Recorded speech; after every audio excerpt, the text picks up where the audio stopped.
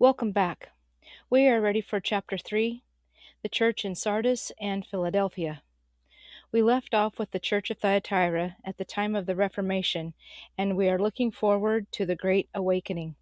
These churches cover the 17 and the 1800s, including the vial judgments. And to the angel of the church in Sardis, write, the words of him who has the 7 spirits of God and the 7 stars. I know your works. You have the reputation of being alive, but you are dead. Wake up and strengthen what remains and is about to die, for I have not found your works complete in the sight of my God. Remember, then, what you have received and heard. Keep it and repent.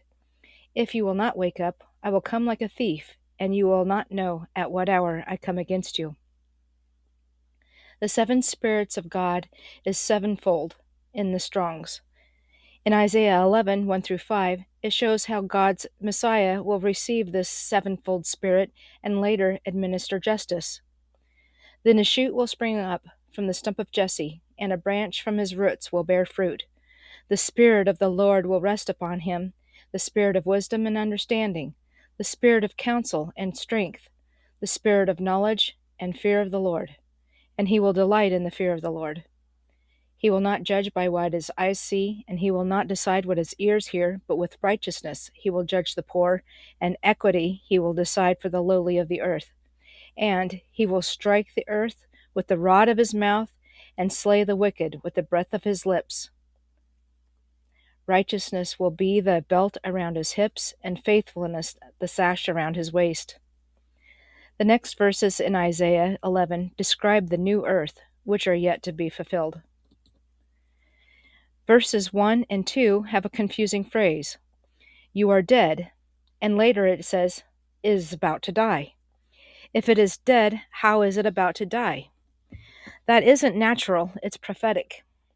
The Bible Hub parallel to verse 1 shows a verse that explains this. Christians who are whitewashed tombs, in Matthew 23:27.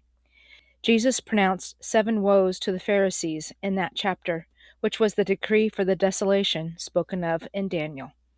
42 years later, the temple would be leveled and the entire priesthood gone. The first woe is for what they preach but do not practice. They tie up heavy burdens hard to bear and lay them on people's shoulders, but they themselves are not willing to move them with their finger.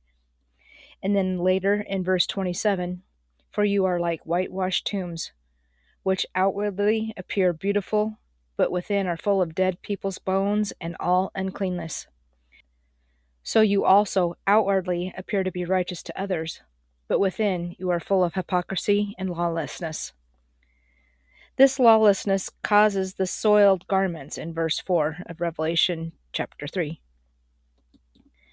Jesus knows the works of this church, and he does not show favorites. As harsh as his words were for the Roman church, the rebuke for this church is just as severe. The church is not Jezebel, who sits in power, and it is not the synagogue of Satan, a church influenced by the dragon. This church would think it has the sevenfold Spirit of God and Jesus walking among the leaders. Jesus sees their works, and they are dead. The first vial judgment in chapter 16 deals with the filthy, rotten sore of slavery of Europe and the United States. Slavery was not just for the wicked, but the churches also owned slaves. Baptists and Methodists were 2 examples of newly formed denominations that did not practice the freedom of which they preached, and were whitewashed tombs because they professed Christianity and justified slavery. The works of death, called Protestant supremacy, had come to the virgin churches. This wicked mindset allowed men to feel justified in owning other people as long as they tried to convert them to Christianity. The phrase "wake up" relates to the parable of the 10 virgins. The warnings for this church age actually start in chapter 24, starting with verse 36 in Matthew. He warns that no one will know the day or the hour before the flood comes. Flood is prophetic for a war, so the flood was World War I and World War II, or the day of the Lord, or the wedding feast, the time Jesus comes on the cloud, the time he comes on the horse with his heavenly army. And these events are all covered in chapter 14, 16, and 19 of Revelation. The events describing one taken and one left show how quickly that this judgment will fall on these people. Between the Spanish flu, the stock market crash in the United States, and the sudden start to World War I in Europe, people were left without money, houses, and even family members that were taken from plague and war. There are stories that a person was healthy in the morning and would not survive the flu by that very evening. There are also great testimonies of how God's people, with the light of Christ, prayed through these events and were covered by God's hand. Going back to the phrase wake up in verse 2, we can look at the Bible Hub parallel to see how many other verses there are that warns followers of Jesus. Keep watch. Be sober-minded. Be alert. Be dressed for service. Keep your lamp burning. Wake up from your slumber, and others. These newly formed denominations, Pentecostals, Baptists, Methodists, and others, they were at risk of not having enough oil and then going elsewhere in order to find oil for their lamp. Jesus will be at the wedding feast, the bride will be at the wedding, and those that were invited. Jesus even invited people from the highways and the byways to be present with him at his feast. There are two groups of people that are not in the wedding: those who did not come, and the churches without enough oil. In verse 10, it is said that the door was shut. Even worse, in verse 12, Jesus said he didn't even know them. Jesus also says the works of these churches are not complete. Even though many denominations broke away from Rome and even found the holy fire of revival, there are still works that are not complete. The works of righteousness is covered in the Laodicean church. Faith is one example of righteousness, and Jesus said we would cast out demons, raise the dead, heal the sick, give sight to the blind, as well as feeding the multitude from just one meal. Jesus said even greater works. What a day it will be when we see the body of Jesus come together in the fullness of power, doing the complete work of the kingdom that he did. Yet you still have a few names in Sardis, people who have not soiled their garments, and they will walk with me in white, for they are worthy. The one who conquers will be clothed thus in white garments, and I will never blot his name out of the book of life. I will confess his name before my Father and before his angels. He who has an ear, let him hear what the Spirit says to the churches. When a person was invited to the king's wedding, a set of clothes, appropriate for the feast, was also sent. And we can look in Revelation 19:8 to see what kind of clothing the king expects his guests to wear. The white linen is our righteous acts, for example, acts of obedience, faith, and perseverance, and love, as well as the miracles Jesus says that we will perform. The parable in Luke 12 shows how the servants of the king are to behave until they see him come back to his home. We see here that Jesus will confess his name before God and the angels, which speaks to the Lamb's book of life at the final coming judgment. This parable says that when Jesus comes to the door and knocks, and that is covered in the Laodicean church video. The ones that did not heed this warning were still asleep at the day of judgment, so Jesus came like a thief. The thief comes to steal, kill, and destroy, and is starting in 1917, there is death through pestilence and war, loss of property, food, finances, and all of that through the Great Depression and the famine, as well as destruction of entire cities and lands because of the great hailstones of World War II. This was the first lake of fire in chapter 19, and there is another in chapter 20 yet to come. We can take heed of Jesus' warnings to this church to prepare ourselves for when he comes in judgment again. There are many parables to look at in Matthew 24 and 25, Luke 12 through 14, and especially look to John 14 and 15. There are references to being ready and the painful consequences of being judged by fire. And to the angel of the church in Philadelphia write, the words of the Holy One, the true One, who has the key of David, who opens and no one will shut, who shuts and no one will open. I know your works. Behold, I have set before you an open door, which no one is able to shut. I know that you have but little power, and yet you have kept my word, and have not denied my name. The Church of Philadelphia is the return of the tribes of Israel starting in the 1880s and is still in the process of being fulfilled. The tribes were sealed in chapter 7, unsealed in chapter 14. In Isaiah 22, we see the reference to the house of David. God had to remove a proud and wicked administrator, and in his place he will put a righteous steward, and there would be such favor over him that nothing would stop God's will in this matter. Starting in verse 20. In that day I will call my servant Eliakim, the son of Hilkiah, and I will clothe him with your robe, and I will bind your sash on him, and I will commit your authority to his hand. And he shall be a father to the inhabitants of Jerusalem and to the house of Judah. And I will place on his shoulder the key of the house of David. He shall open, and none shall shut, and he shall shut, and none shall open. And I will fasten him like a peg in a secure place, and he will become a throne of honor to his father's house. And they will hang on him the whole honor of his father's house, the offspring and the issue, every small vessel, from the cups to all the flagons. In that day, declares the Lord of hosts, the peg that was fastened in a secure place will give way, and it will be cut down and fall, and the load that was on it will be cut off, for the Lord has spoken. The key of David is for the house of David, and Jesus is the root and the branch of David. This door will be open, and no one will be able to shut it. It is God's intention to return Israel back to the land because of the covenant he made with Abraham. There will be nothing to stop this prophecy from coming to pass, because when the time came for God and Abraham to seal the covenant and to pass through the sacrifice, he put Abraham to sleep and walked through the sacrifices alone.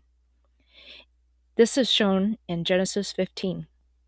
This vow made by God is unbreakable, and we will surely see the tribes of Israel go back to the land. This is the prophecy from the seven thunders in chapter 10 that they were ready to prophesy about. But God sealed that prophecy so it wouldn't be fulfilled until during the seventh trumpet, which were the vial judgments. In the 1880s, we see the first Aliyah. This also fulfills the Ezekiel's prophecy of the valley of dry bones. True Jews started going back to the Promised Land, and a few years later, the Hebrew language was resurrected. This is the fulfillment of Ezekiel prophesying to the breath over the bones. There are many more Old Testament and Apocrypha prophecies right on the cusp of being fulfilled. So when you understand how to read prophecy, and you will be able to see clearly which prophecies are dealing with the final return to the land. Behold, I will make those of the synagogue of Satan who say they are Jews and are not, but lie. Behold, I will make them come and bow down before your feet, and they will learn that I have loved you. Because you have kept my word about patient endurance, I will keep you from the hour of trial that is coming on the whole world to try those who dwell on the earth. In the Smyrna church age, there were those who claimed to be Jews, but Jesus called them the synagogue of Satan. We see here the two same phrases, but they are switched in order. We see the synagogue of Satan, which was the papacy, and now they are calling themselves Jews, but Jesus says they are not. Behold, they lie. In the late 1800s, the harlot papacy was burned with fire from the kings. In 1929, the dragon consumed her flesh, when the dragon beast rose as the Vatican. The papacy then became the woman and united with the dragon in power, location, authority, and worship, as shown in chapter 17 and in chapter 20. They are marked by their religion, mystery, meaning secret, and Babylon. Babylon is the origin of every secret society, the mother of all harlots. Freemasons and Illuminati admit to receiving their teachings from the dragon. Concerning the Holy Land, see the connection with the Jesuit author, The Coming of the Messiah in Majesty and Glory, in what kind of pseudonym he chose to use. He claimed to be a Jew, but was not. There are Ashkenazi and Sephardic communities who also serve Babylon. And keep in mind, whenever you see Kabbalah, that is code for Babylon. When the tribes of Israel were exiled to Babylon, they kept some of the pagan customs, creating the Talmud. The true words of God is called the Torah. So use discernment when you see those who claim to be Jews use the Talmud as their source of teaching. The parallel of verse 9 shows how God prophesies that the enemy of Israel will come and bow at their feet, in Isaiah and in Psalms. There is confirmation of this in Revelation 14. Then I looked and I saw the Lamb standing on Mount Zion, and with him 144,000, who had his name and his father's name written on their foreheads. We see they will be supernaturally protected from the hour of trial over the whole world. This hour of trial is explained in Revelation 14:7 as the fall of the great city, Babylon, and the fall of the dragon beast, who is using the mark and the image. The fall of the great city is explained in chapter 18, and the dragon beast is shown using the mark and the image in chapter 20.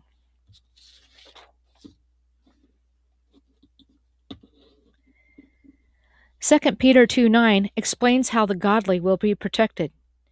He compared this to protection to the removal of Lot. And then the Lord knows how to rescue the godly from trials and to keep the unrighteous under punishment until the day of judgment. We can see this also in Isaiah 26:20 and 21. Go, my people, enter your rooms and shut your doors behind you. Hide yourselves for a little while until the wrath is past. For behold, the Lord is coming out of his dwelling to punish the inhabitants of the earth for their iniquity. The earth will reveal her bloodshed and will no longer conceal her slain. I am coming soon. Hold fast what you have, so that no one may seize your crown. The one who conquers, I will make him a pillar in the temple of my God. Never shall he go out of it, and I will write on him the name of my God, the name of the city of my God, the new Jerusalem, which comes down from my God out of heaven, and my own new name. He who has an ear, let him hear what the Spirit says to the churches. In Revelation, the Lamb is described in the context of the tribes of Israel in chapter 7 and 14. The marriage that chapter 19 describes is a marriage to the Lamb, and again in chapter 21. In the Old Testament, Israel was God's bride, married to the law, but the law is dead. She was a widow, and she will be married again to the Lamb. Paul describes this in Romans 7. Do you not know, brothers, for I am speaking to those who know the law, that the law has authority over a man only as long as he lives? For instance, a married woman is bound by law to her husband as long as he lives. But if her husband dies, she is released from the law of marriage. So then, if she is joined to another man while her husband is still alive, she is called an adulteress. But if her husband dies, she is free from that law, and is not an adulteress if she marries another man. Therefore, my brothers, you also died to the law through the body of Christ, that you might belong to another, to him who was raised from the dead, in order that we might bear fruit to God. Those that conquer receive the crown of life, explained in 1 Corinthians 9:24 and 25. Do you not know that in a race that all runners run, but only one receives the prize? Run in such a way as to take the prize. Everyone who competes in the games trains with strict discipline. They do it for a crown that is perishable, but we do it for a crown that is imperishable. And in James 1:12, blessed is the man who remains steadfast under trial, for when he has stood the test, he will receive the crown of life, which God has promised to those who love him. And finally in 2 Timothy 4:7 and 8, I have fought the good fight. I have finished the race. I have kept the faith. From now on, there is laid up for me the crown of righteousness, which Jesus, the righteous judge, will award to me on that day, and not only to me, but to all who crave his appearing. The Laodicean church is covered in the next video, and we will go over all the warnings Jesus gives to this church. Thank you for watching.